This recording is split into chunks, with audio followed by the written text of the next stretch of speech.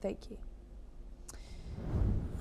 We are coming at you with some breaking news now. A military helicopter has crashed into a fruit and vegetable market in central Iran, killing at least 4 people, including the pilot and co-pilot.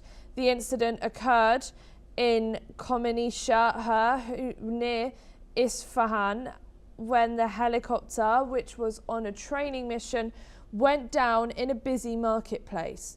2 market stall workers also lost their lives in the crash.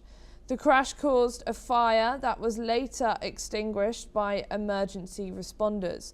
Authorities are investigating the cause, but a technical malfunction is believed to have been a factor. This is the 2nd aviation accident in Iran within a week. We are now being joined by Collins Chong-Yu-Keat again.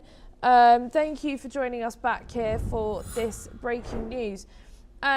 As we've just heard, it's not the first time this has happened this week. What can you explain about this situation with Iran right now and their position? Well, certainly it's being increasingly being cornered. We've also seen different arguments in place as to how and why Iran is still not, moving from its own hardline stance, and even with this, power projection, strength projection by the Trump administration in terms of the sheer hard power capacity now in full force in the Middle East, and still he has not budged, the Iranian stance, and we've seen how also. President Trump has always, emphasized on the need to secure a deal before any use of force is being considered. But we are now entering a very critical week as to, to see the kind of responses from the Iranian regime as to how it will have to eventually make a deal with the U.S. or to face, the fate that he has now long being shielded from. So the tensions are there, of course, but still we still have this small window of diplomatic opening that can still be salvaged by both sides.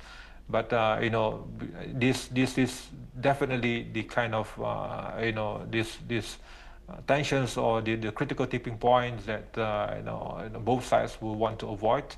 But it remains to be seen as to how the structure, the depth, the volume, and the extent of what actions that might be taken, especially by President Trump in terms of giving this narrative and this message not only to Iran but to wider world that eventually will come to a point that the needs and the patience of the Trump administration will run thin, and eventually the use of force will then be executed.